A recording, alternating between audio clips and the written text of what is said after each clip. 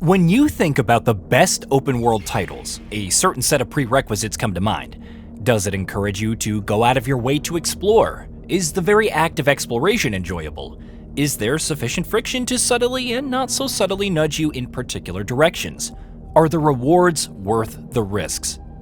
FromSoftware's Elden Ring is over 3 years and one critically acclaimed expansion old at this point, yet it fulfills those requirements, and then some. The lands between push you to become stronger and fight for the remnants of the Elden Ring. They tease you with mysteries and feed that inquisitive nature, escalating the surprises, reveals, and challenges all the way to the end. Yes, even with the occasional stumble in the latter half.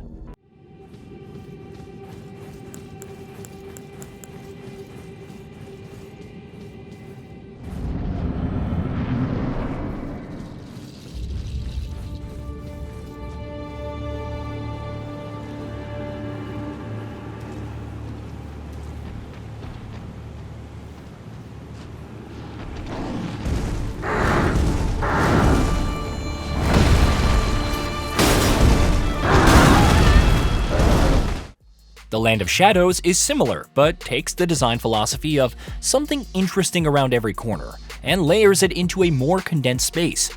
Verticality was often cited as its strength, manifesting at times as platforming challenges, but it also changed the mood of exploration. Feeling out those secrets becomes more harrowing, obtaining them all the more worthwhile.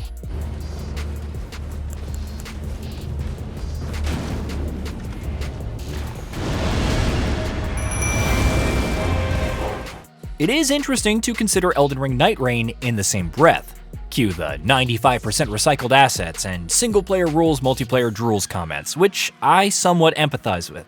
But after all, when FromSoftware is capable of such incredible single-player titles, why would it bother wasting its efforts on a online co-op game? The fact that Nightreign shares some similarities with Battle Royale and extraction titles also doesn't elicit much enthusiasm from those tired of the trend chasing.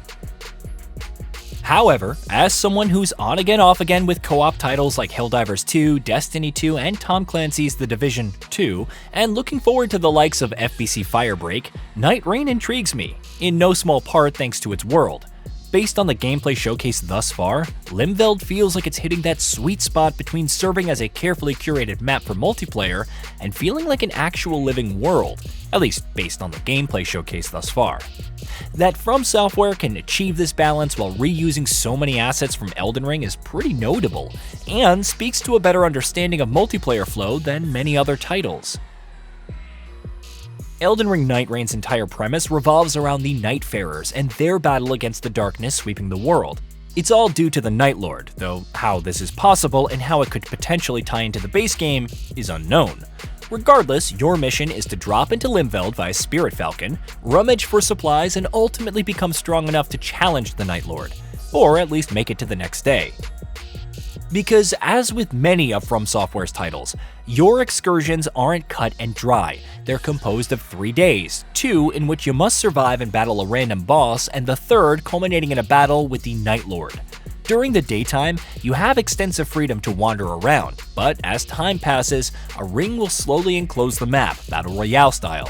Standing outside of it is fine if an express ticket back to the Round Table Hold, which serves as your base of operations before venturing out, is your goal. In any other Battle Royale or extraction title, you would choose a location, acquire weapons, ammo, armor, healing items, and move on to the next, slowly working through other players along the way. The slowly closing ring creates pressure, limiting the play space, so even if you try to avoid other teams, you inevitably have to face them to win. However, there's no guarantee of survival if you visit a popular location.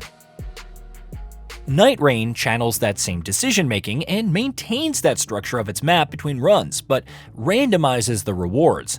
The mini-bosses that can be fought for better rewards are also random, as are the bosses at the end of days 1 and 2. So while you might find places like Everjails, caves, and the giant castle in the middle to be static, and offering up runes that can provide an incremental increase in power, your actual rewards may not be what you're looking for. Or they could be an essential part of your build and help carry the run. And while FromSoftware takes some notes from the vertical design inherent in Shadows of the Erdtree, it also imbues exploration with much more mobility, from faster sprinting to clamoring environments. However, you're still mostly on foot and can't clear every part of Limveld. Do you opt for farming up runes and taking on the tougher mini-bosses for stronger rewards? Maybe clearing camps and forts to obtain more information on the surrounding area? There are more than a few familiar places, but the pacing and overall design of Limveld creates an altogether different atmosphere, not unlike how the Land of Shadow did when compared to the Lands Between. One that's measured at times, frenetic at others, yet still feels distinctly Elden Ring. However, there's also Shifting Earth, a modifier that causes new points of interest to appear on the map, like Crater. Teaming with molten lava and challenging foes, it also promises some great rewards, but you need to prioritize. But do you level up beforehand and then take the plunge, potentially with less time before the circle starts shrinking? Do you risk going in earlier, counting on your skills, current build, and teamwork to make it through? Is it worth possibly going down and losing out when it comes time to tackle the boss? All these decisions and more influence the run, and must be made at a rapid clip. Another interesting wrench in all of this is the remembrances. Each character unlocks more lore about themselves as you play, but eventually you receive personal objectives that require venturing to specific parts of the map to complete.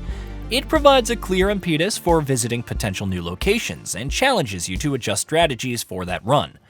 I am somewhat concerned about how this will work when playing with a team, especially if you need to take down a specific boss and your teammate wanders off to complete their personal objective. Then again, the objectives vary depending on the Nightfarer. The Raider, for instance, is more about participating in one-on-one battles in a coliseum, and seemingly has nothing to do with exploring out-of-the-way places in Limveld. Combined with the roguelike system mechanics, FromSoftware encourages players to master the map, all the unchanging locations and potential shifting earth modifiers, and refine their chosen Nightfarer's build. The sheer quickness of leveling and being able to use equipment with far fewer restrictions is balanced by the randomness of loot. Sometimes you must adjust on the fly for the optimal build, and hopefully it's enough to take down the corresponding Night Lord. While the network test offered a significant view of Limveld's environments, I hope it only scratched the surface of the secrets on offer. I'm interested to see how else the map could change and what bosses lay in wait, even if it isn't offering the same open-world experiences that put Elden Ring and Shadow of the Erdtree on the map.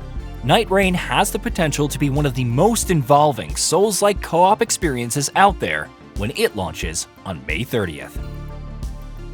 Hey, did you know that we at GamingBolt upload new videos every day? Stick around, drop a like, subscribe, and hit that bell. And let us know what kind of content you'd like to see in the future with a comment below.